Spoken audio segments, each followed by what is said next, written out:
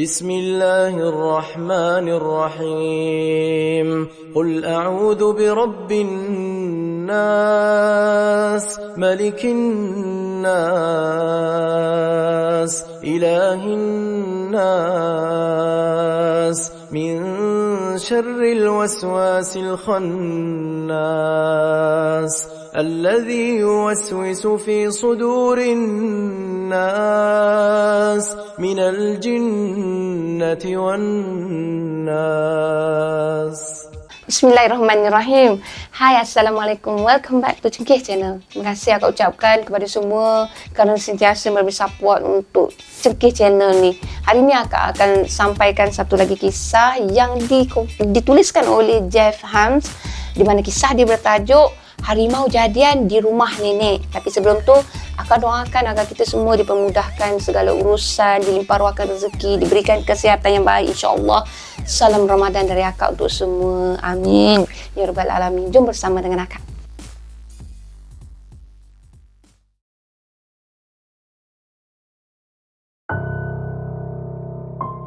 Kisah benar kali ini berlaku ketika Jeff masih di sekolah rendah dulu. Kejadiannya berlaku ketika Jeff dalam darjah 5. Dekat kampung tempat Jeff tinggal tu, dekat Pekan T, utara seberang Perai, adalah seorang jiran sekampung yang dikenali sebagai Pak Arif. Pak Arif ni dia ada hubungan darah dengan keluarga Jeff. Dia pangkat 2 pupu kepada mak Jeff. Sebab itulah dia tu Jeff panggilkan sebagai Pak Su. Walaupun Pak Su tu bukanlah saudara seayah, seibu dengan mak Jeff ni. Pak Su ni antara orang yang dihormatilah dekat kampung mereka. Selain dari orang tua, dia dihormati sebabkan jawatan dia kat situ. Pak Su ni seorang tandil estate Malef, iaitu ladang getah yang terbesar di kampung mereka. Tandil tu adalah perkataan dalam bahasa Tamil bermaksud supervisor. Kebanyakan pekerja ladang Malef tu adalah penduduk kampung mereka dan kampung di sekitar kampung mereka. Sebagai tandil estate, Pak Su ni adalah orang perantaraan antara pihak pengurusan ladang yang diketuai oleh Mr. Choi dan pekerja estate. Pak Su ni sangat dihormati oleh pihak pengurusan ladang dan juga dihormati oleh pekerja-pekerja dia sebab walaupun dia tegas tapi dia seorang yang berperwatakan mah lembut macam tu, ramah, dan dia juga suka berjenaka. Tapi perwatakan Pak Su yang ceria dan lembut dekat kampung mereka tu kadang-kadang boleh bertukar jadi ganas tau, seperti harimau jika kena masa dan ketikanya.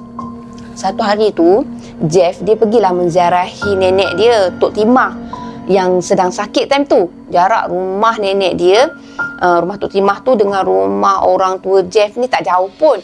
Lebih kurang 200 meter je jaraknya tu. Nenek Jeff ni tinggal bersendirian je dekat rumah tu selepas kematian Datuk Jeff ni. Nama Datuk Jeff Tok Putih. Dah hampir seminggu lah nenek Jeff ni sakit. Pergi klinik dah pergi dah. Berubat melalui dukun pun memang dah pergi dah.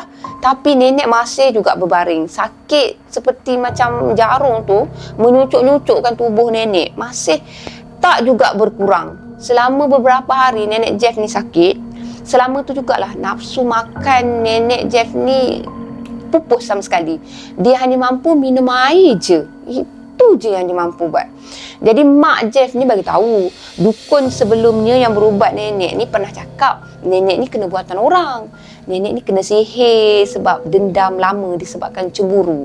Jadi agak memang susah hatilah bila dengar macam tu kan. Masuk je ke dalam rumah, Jeff dia terus menuju ke arah nenek dia yang sedang berbaring dekat ruang tamu. Mak Jeff ni dengan beberapa orang jiran lagi time tu, kebanyakannya perempuan, juga berada di ruang tamu rumah nenek tu. Tok nak makan tak? Tanya Jeff pada nenek dia. Kalau nak makan, mai, suapkan makanlah sikit. Ya Tok. Nenek dia hanya menggeleng-gelengkan kepala. Selama sakit, nenek Jeff yang mulut dia popek tu dah jarang tau bercakap. Jadi Jeff ni diperhatikan pada wajah nenek dia. Matanya tu separuh pejam dan di hujungnya tu seperti ada takungan air mata. Kesian nenek. Tuhan sedang menguji nenek time tu. Cuba hang picit-picit badan Tok Timah tu, kata Cupiah, jiran yang paling hampir dengan rumah nenek. Kata Tok Hang, badan dia sakit-sakit. Lepas picit, selalunya kurang sikit sakit badannya tu. Jadi, Jeff ni dia sentuhkanlah tubuh nenek dia sebelum dia picit-picit lembut je dekat badan nenek dia. Masa tu, terasa panas tau badan nenek dia. Macam bara api dirasa time tu. Mungkinlah, selain dari sakit badan, nenek juga demam kot. Fikir dia lah time tu. Katanya malam ni, Pak Arif nak mai berubat Tok Timah kan? Terdengar suara Makcik Kiah pula. Jiran mereka ni yang sedang bersimpuh tak jauh dari nenek. Dia nak mai berubat malam ni. Lepas isyak nanti dia mai lah, jawab Mak Jeff yang merupakan anak bongsu pada nenek dia. Pak Su sebenarnya bukanlah seorang dukun. Dia lebih dikenali sebagai Tandil Estate Maluf berbanding dengan gelaran seorang dukun. Tapi dia dalam keadaan terpaksa. Bila ikhtiar berubat lain dah habis, ramailah kaum keluarga mereka ni memanggil Pak Su ni untuk datang berubat. Tapi Pak Su ni dia hanya berubat kalau pesakit adalah keluarga atau saudara mara terdekat dia je. Kata Mak Jeff ni lah, perubatan Pak Su ni hanya berkesan kalau dilakukan terhadap mereka yang ada pertalian darah dengan dia. Kalau orang luar minta berubat, Pak Su secara jujur lah dia akan bagi tahu ilmu dia tak mampu nak sembuhkan mereka. Memandangkan nenek Jeff ni merupakan ibu saudara pupu kepada Pak Su, maka dia bersetujulah untuk cuba berubatkan nenek. Kira-kira 20 minit selepas solat isyak terdengar bunyi deruan motor datang tau di hadapan rumah nenek. Assalamualaikum, terdengar suara lelaki di luar rumah. Pak Su dah mai dah sampai dah rumah nenek rupanya. Pak Su pun masuklah dalam rumah. Pak Su dia pakai baju Melayu dengan seluar serba putih. Masa tu Pak Su kelihatan dia segok lah dengan songkok hitam yang terselung dekat atas kepala Pak Su. Siapa bagi ceramah maghrib di masjid tadi Arif? Tanya ayah pada Pak Su. Pak Su memang kaki masjid. Hampir setiap solat 5 waktu Pak Su dia mengejarkannya secara berjemaah dekat masjid. Alhamdulillah kita boleh ikut tau. Ustaz Amin bagi ceramah tadi. Sedap ceramahnya. Rugi hang tak pi dengar. Tadi balas Pak Su. Pak Su kemudian dia duduk berhampiran dengan nenek. Sakit macam mana long? Kata Pak Su sambil dia pegangkan lengan nenek tu. Menyucuk satu badan, sakit. Kata nenek dengan mata dia berair sambil jari dia tu tekan-tekankan perut dia. Bawa sirih pinang Sat dengan air sikit. Pinta Pak Su lah time tu. Mak Kiah dia hulurkanlah mangkuk berisi dengan sirih pinang kepada Pak Su. Pak Su dia mulalah bacakan sesuatu yang bunyinya macam bahasa Arab yang Jeff tak faham maksud dia. Kadang-kadang ada terselitlah macam perkataan Melayu antara bacaan bahasa Arab Pak Su tu. Jadi Jeff ni dia memusatkan perhatian dia kepada Pak Su time tu. Itu bukan pertama kalilah Jeff ni tengok Pak Su berubat orang. Sekejap lagi Jeff tahulah skrip perubatannya tu yang menggerunkan akan berulang lagi seperti yang Jeff lihat sebelumnya. Tak sampai 10 minit, apa yang Jeff jangkakan berlaku tetap akan berlaku. Memang berlaku pun. Tiba-tiba mulut Pak Su ni dia keluarkan satu bunyi tau. Suara dia garau sangat. Garau yang sangat aneh. Itu bukan suara Pak Su yang dia kenal. Itu suara orang lain. Jadi Jeff ni dia sangat pasti siapa Pak Su dia, siapa nampak lain sangat tu. Serentak dengan tu, Pak Su dia macam menggumpal penumbuk dia sambil dia memukul-mukul lantai rumah tau. Lantai rumah nenek diperbuat dari kayu. Jadi berdentum lah. Dentum-dentam. Kuat bila ditumbuk padu oleh Pak Su. Jeff dia berlari, dia duduk jauh sikit dari tempat Pak Su berubat tu. Walaupun sebelum ni dah beberapa kali Jeff ni menyaksikan kaedah perubatan Pak Su, tapi rasa gerun dia tak pernah rasa takut itu hilang pun. Sentiasa dia rasa gerung macam tu tau. Perubatan tradisional seperti yang dilakukan Pak Su tu dipanggil orang kampung mereka sebagai menurun. Dalam keadaan menurun tu, pengamal itu langsung tak sedar diri. Ini sebabnya ketika tu sesuatu yang entah dari alam gaib mana tahu sedang menguasai jiwa pengamalnya tu. Suara garau luar biasa Pak Su kemudian seperti memanggil nama tertentu yang mana Jeff tak pernah mendengar pun kewujudan nama orang tu di kampung mereka, tapi disebut dipanggil entah siapalah, entah nama orang yang dipanggilnya tu. Memang Jeff betul-betul tak tahu. Tiba-tiba Jeff terdengar suara mengaum tau dari mulut Pak Su. Persisnya 100% suara harimau. Mata Pak Su dia membeliak. Lepas tu dia melilau ke kiri, ke kanan rumah seperti sedang mencari sesuatu benda yang hilang. Sambil mengaum tu, Pak Su dia bergerak dan pantas dengan merangkak ke seluruh penjuru rumah. Cara dia merangkak betul-betul menyerupai gerakan seekor harimau. Sambil Pak Su merangkak, mata Pak Su sentiasa melilau seperti sedang mencarikan sesuatu. Sesekali Pak Su dia menunduk sambil hidung dia mencium lantai rumah seperti aksi kucing yang sedang mengesan musuhnya. Macam itulah gerak-geri dan suara ngaumannya tu yang kuat sangat, betul-betul seperti harimau garang. Semua mereka ni yang berada di ruang tamu rumah nenek tu berhimpit-himpit dekat dinding untuk bagi ruang pada harimau tu nak jalankan kerja dia. Kemudian dengan suara ngauman yang sangat kuat tu, Pak Su dia menerpa ke arah nenek sambil mulut dia mengeluarkan lidah panjang dan dengan rakus dia menjilat-jilatkan muka nenek. Gerakan pantas Pak Su tu, harimau yang jadian tu lah, di sisi nenek tu sampai satu tahap menyebabkan songkok Pak Su terlucut dari kepala Pak Su. Ayah Jeff masa tu dia bingkas bangun, dia ambilkan songkok Pak Su Jeff tu dan dia letakkan dekat tepi dinding dekat ruang tamu. Nenek Jeff tu hanya memejamkan mata je bila muka dia dijilat-jilat Pak Belang. Mungkin cara perbuatan sebegitu dah biasa kot pada nenek. Kalaulah Jeff dalam keadaan nenek, mungkin dah pingsan kot Jeff barangkali time tu kan. Jeff dia bertambah takut bila dia melihat aksi penuh bertenaga Pak Su dia tu, sebab ia bukan Pak Su yang sangat lemah lembut yang dia kenali sebelum ni.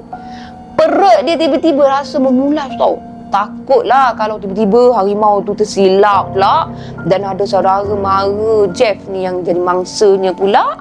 Mana mungkin mungkin juga minta maaf tersasul.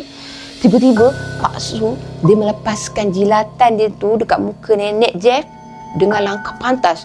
Pak Su dia bingkas keluar dari rumah dengan gerakan merangkak yang sangat laju seperti gerakan kucing yang sedang mengejar mangsa dia. Macam itulah ligan dia. Terdengar suara ayah ni mengarahkan beberapa orang mengejar Pak Su yang dah berada di luar rumah. Beberapa orang muda masa tu kelihatan mengejarkan Pak Su.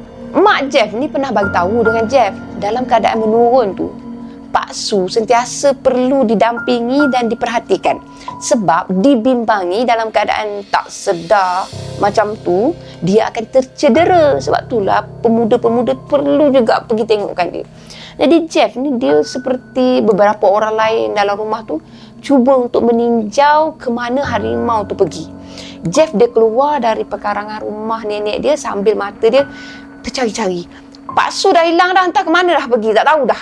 Dan akhirnya di bawah sinar bulan purnama ternampak jelas Pak Su yang berpakaian serba putih sedang berada kira-kira 15 meter je dari rumah nenek. Sambil mengaum tau, Pak Su merangkak dan melompat naik ke atas sebatang pokok setar nama dia, yang berkedudukan condong 45. Hairan sungguhlah macam mana manusia boleh memanjat pokok dalam keadaan merangkak macam tu ya. Kaki dia pula seperti melekat atas batang pokok tanpa menunjukkan tanda-tanda tak dapat mengimbangi badan. Betul-betul persis gaya harimau. Mau tak hairannya kan? Manusia biasa, harimau. Macam confused pula. Sesampainya di bahagian hujung pokok, Pak Su kemudiannya dengan pantas terjun ke bawah. Sekali lagi, Jeff dia hairan. Dalam jarak ketinggian kira-kira 3 meter, Pak Su boleh terjun ke bawah tanpa memperlihatkan diri Pak Su tu cedera ke, sakit ke. Peliklah. Kemudian Pak Su dengan suara ngauman yang sangat kuat berguling-guling lah atas pasir seperti macam kucing yang sedang macam bergomol macam tu.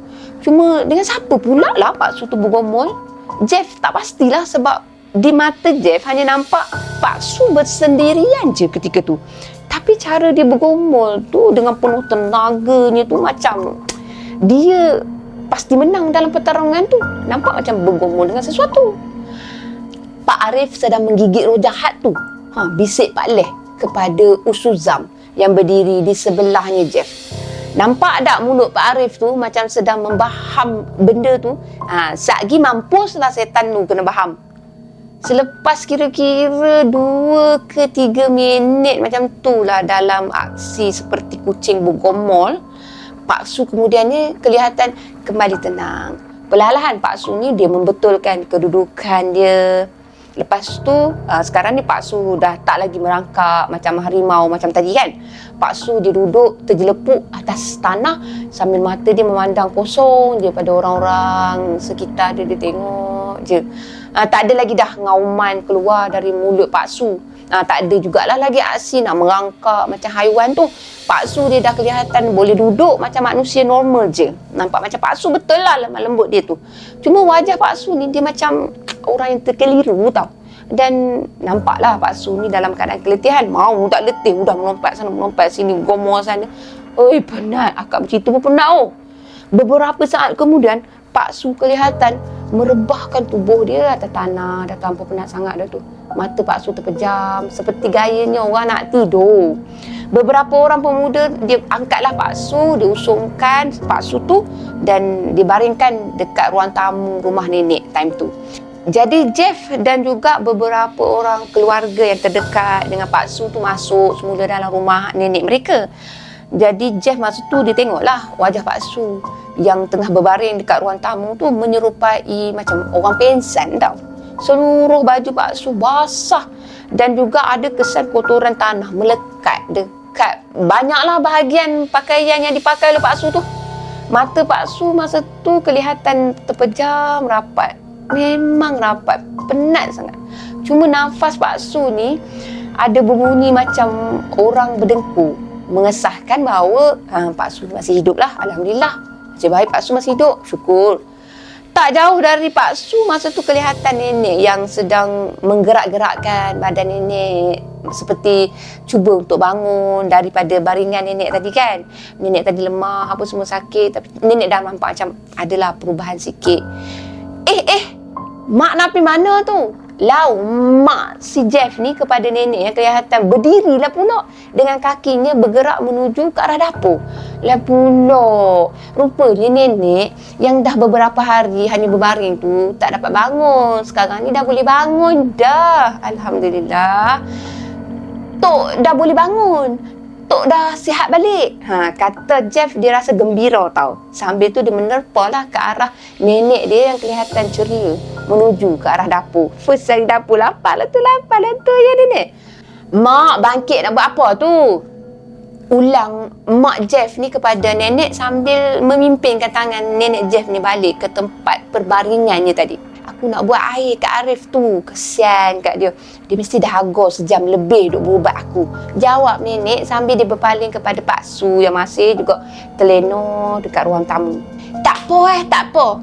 Katanya Mak Jeff tu masa dia tengah pimpinkan tangan nenek, lepas tu dia paksanya nenek Jeff tu duduk. Mak baru saja pulih. Jom mak rehat-rehat dulu. Biar orang buatkan air untuk Arif. Kata Mak Jeff. Pagi-pagi esoknya, Jeff dia dah berada dalam rumah nenek dah. Memang rumah nenek adalah tempat anak cucu berkumpul sejak dulu kala lagi. Seronoklah bila melihat wajah nenek ni yang dah kembali segar selepas hampir seminggu asyik terbaring aja. Mak hang masak apa? Hang dah makan ke? Tanya nenek kepada Jeff. Tak makan lagi tu Jeff ni dia bersuara jujur je. Hari tu hari Sabtu. Memang Jeff ni dia tak ke sekolah. Biasanya hari tak bersekolah pada hari Sabtu dan Ahad. Jeff memang makan agak lewat sikit. Eloklah tu, kata nenek dia. Satgi teman untuk makan. Kita makan sekali nasi pulut ikan kering. Sedap makan panas-panas nasi pulut parut kelapa campur ikan kering. Wow, itu memang makanan favourite Jeff time tu. Jeff dia tulis wow macam tu. 2 hari kemudian ketika balik dari sekolah berjalan kaki, Jeff dia melintasilah rumah Pak Su.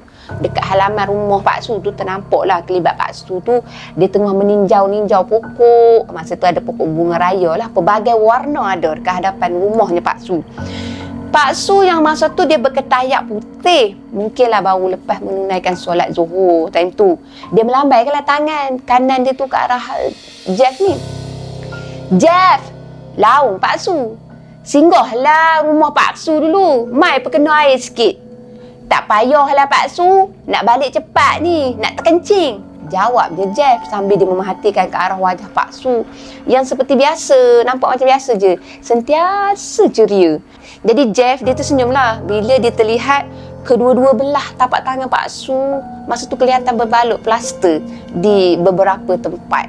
Begitulah risiko menjadi harimau jadian. Selepas berubat orang dengan menjadi harimau jadian, Pak Su terpaksalah menanggung risiko dengan pelbagai kecederaan di tangan, di lutut macam tu. Kecederaan berlaku kerana ketika merangkak seperti harimau tu, yelah kita buat pergerakan macam tu, kita tak sedar kan. Tubuh Pak Su akan terlanggar semua benda yang berada di atas tanah. Ada paku, ada kaca, kayu dan lain-lain lagi di sekitar rumah orang yang diubati Pak Su tu. Pernah jugalah kerana cedera teruk, Pak Su terpaksa pergi ke klinik kesihatan yang berdekatan dekat Pekanti untuk mendapatkan rawatan kecederaannya Pak Su tu. Kesian Pak Su. Sekian untuk kisah pada kali ini. Sekian saja untuk perkongsian pada kali ini. Apa yang baik sama-sama kita ambil jadikan sebagai teladan. Apa yang buruk sama-sama kita ambil jadikan sebagai sempadan.